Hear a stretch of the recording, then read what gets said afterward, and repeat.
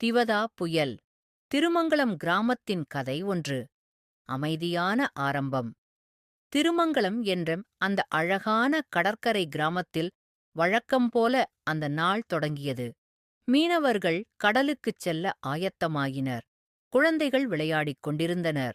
ஆனால் வங்கக்கடலில் ஒரு ஆபத்து உருவெடுத்துக் கொண்டிருந்தது யாருக்கும் தெரியவில்லை. இரண்டாவது எச்சரிக்கை. மணிவானம் மெல்ல இருளத் தொடங்கியது. செய்தித்தாள்களிலும் தொலைக்காட்சிகளிலும் திவதா டிவாதா என்ற கடும் புயல் கரையை கடக்கவிருப்பதாக எச்சரிக்கை விடுக்கப்பட்டது.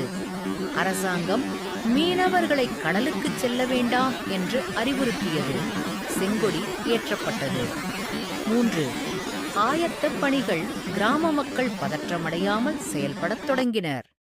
அவர்கள் தங்களின் முக்கியமான ஆவணங்கள், மருந்துகள் மற்றும் அத்தியாவசிய பொருட்களை எடுத்துக்கொண்டு வீடுகளை பாதுகாப்பாக பூட்டினர்.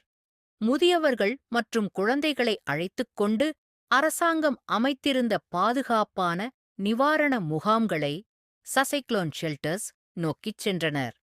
4ஆம் புயலின் கோரத்தாண்டவம் இரவு நேரத்தில் திவதா புயல் கரையை கடந்தது.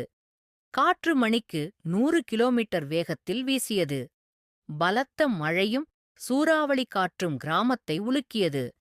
மரங்கள் வேரோடு சாய்ந்தன. மின் கம்பங்கள் அறுந்து விழுந்தன. ஆனால் மக்கள் அனைவரும் முகாமிற்குள் பாதுகாப்பாக இருந்ததால் உயிர் சேதம் தவிர்க்கப்பட்டது. 5. ஒற்றுமையே பலம். முகாமிற்குள் மக்கள் ஒருவருக்கொருவர் உதவிக் கொண்டனர். உணவையும் நீரையும் பகிர்ந்து கொண்டனர். பயத்தில் இருந்த குழந்தைகளுக்கு பெரியவர்கள் தைரியம் கூறினர். அந்த கடினமான நேரத்தில் கிராமத்தின் ஒற்றுமை வெளிப்பட்டது. 6. விடியல் மற்றும் மீட்பு. மறுநாள் காலை புயல் ஓய்ந்தது. வெளியே வந்து பார்த்தபோது கிராமம் வெள்ளத்தில் மிதந்தது. படகுகள் சேதமடைந்திருந்தன. ஆனால் மக்கள் சோர்ந்து போகவில்லை. அரசாங்க மீட்புப் படையினர் மற்றும் தொண்டு நிறுவனங்களுடன் இணைந்து கிராம மக்கள் மீட்புப் பணிகளில் இறங்கினர். சாலைகளைச் சீரமைத்து விழுந்த மரங்களை அகற்றினர்.